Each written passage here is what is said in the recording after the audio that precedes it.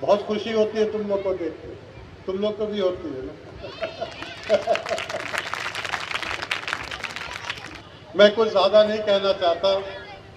लड़कियों की शिक्षा, लड़कियों का सशक्तिकरण, किशोरी सशक्तिकरण, ये ऐसे सत्य हैं, ये ऐसी बातें हैं कि उनके बारे में बहस नहीं होना चाहिए। अंग्रेजी में कहते हैं ये these are self evident truth, अपने आप में सच्चाई है, तो मैं उसके बारे में और क्या बहस करूं, क्या वकालत करूं। अच्छी चीजें हैं, ये हमें करनी चाहिए। जब हम लोगों ने नूर गर्ल्स हाई स्कूल की कल्पना की, तस्वर की, तो कैसा स्कूल बनाने का हम लोग के आंखों में ख्वाब है।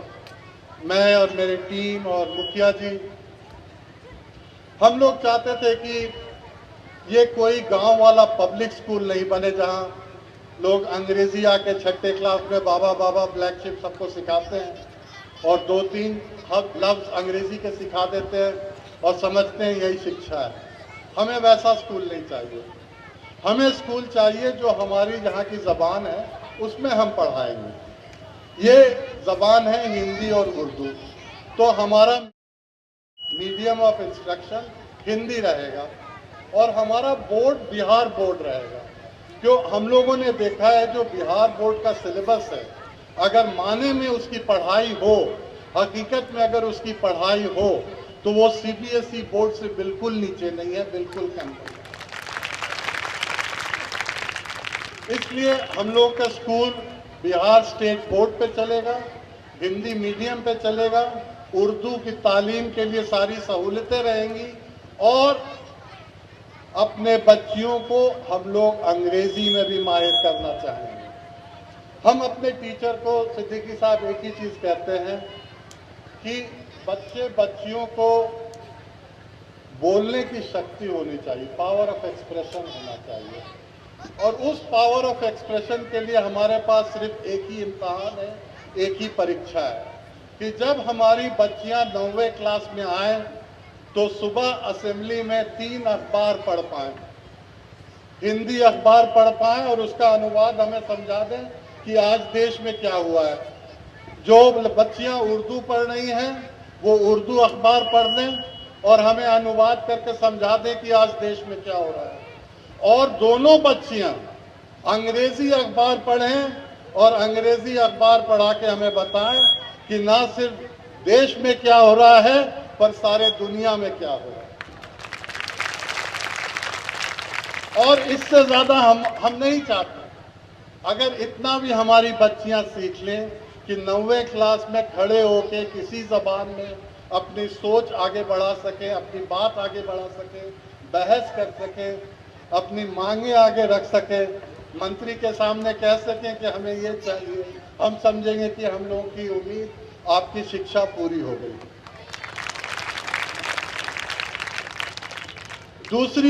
दूसरा जो मुद्दा है कि किस टाइप का स्कूल है, किस किस्म का स्कूल है। यहाँ किसी धर्म विशेष या जाति विशेष के लिए यहाँ पाबंदी नहीं है। यहाँ इस स्कूल के दरवाजे सबके लिए खुले हुए हैं, ना कोई धर्म की बाधा है, ना कोई जाति की बाधा है। हमारे यहाँ फीस बहुत कम लगता है, जूनियर क्लास में 100 रुपये बच्चे देते हैं। जो गरीब बच्चा है, किसी भी धर्म का हो, किसी भी जाति का हो, बच्ची हो, वो पढ़ना चाहे, हम उसे पढ़ाएंगे।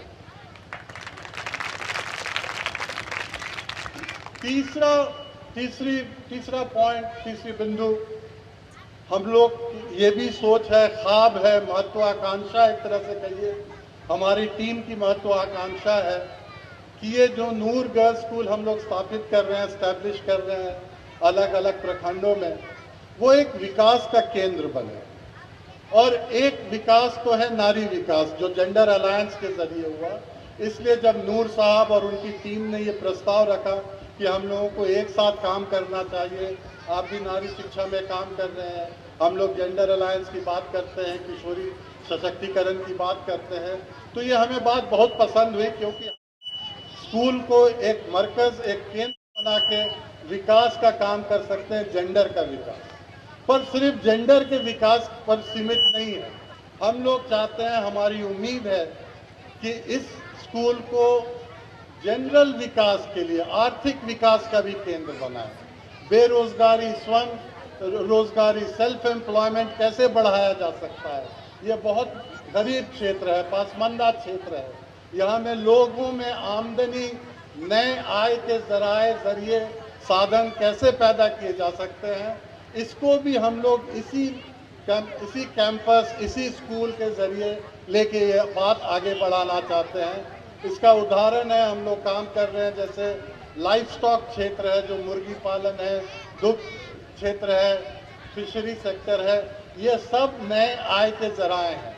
और हम लोग चाहें कि स्कूलों को अपना एक बेस बना के आसपास के गांव में, आसपास के इलाकों में ये डेवलपमेंट का भी हम लोग काम कर पाएं। एक आखिरी बात मैं यही कहूँगा कि सबसे पहले तो जिनको पुरस्कार मिला, बहुत बहुत बधाई हो, मुबारकबाद हो।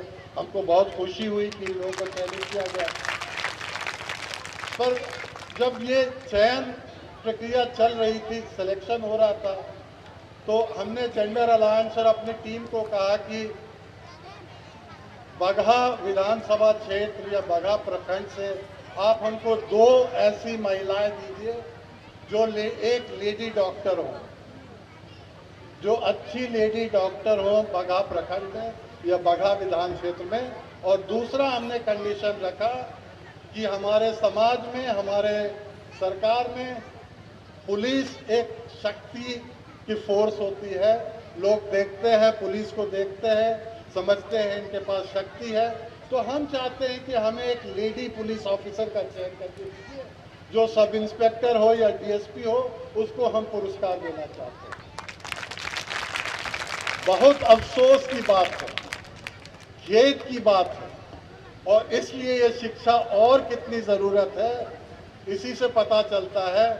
हमें एक पुलिस अफसर नहीं मिली बगहा क्षेत्र में जिसको हम ये पुरस्कार दे पाए। अगर आज भी हमको कोई बता दे कि अमुक थाने में एक सब इंस्पेक्टर है महिला, या किसी प्राइमरी हेल्थ सेंटर में एक लेडी डॉक्टर है, तो हम उसको जाके पुरस्कार दे देंगे। कोई नहीं मिला हमें।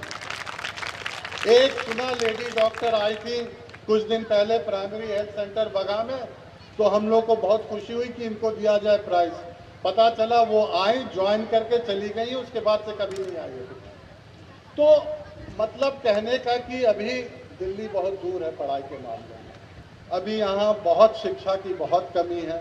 अगर हमारी बच्चियाँ अगर डॉक्टर नहीं बन रही हैं, हमारी बच्चियाँ अगर पुलिस अधिकारी नहीं बन रही हैं, अगर प्रांत के दूसरे बड़े आला अफसर के ओहदों पर नहीं जा रही हैं, तो शिक्षा का क्या माने हुआ।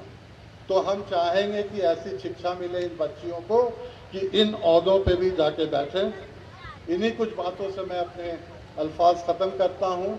अब सबसे पहले मैं अब्दुल बारी सिद्दीकी साहब का बहुत शुक्रगुजार हूँ कि आप इतनी दूर से आए और यहाँ अपने वक्त दिया और हम लोगों के साथ रहे। पुल का मामला तो बहुत लोगों ने कह दिया, शायर भी थे, विधायक भी थे, और आपका नाम भी अब आ गया पुल पे। अब इसके आगे मैं पुल के बारे में क्या कहूँगा, पर ये जानता हूँ कि मीटिंग ख़त्म होने के बाद शमशाद साहब हमें पकड़ते और कहते हैं आपने पुल के बारे में नहीं कहा, इसलिए मैं पुल का जिक्र अपने से भी कर देता हूँ।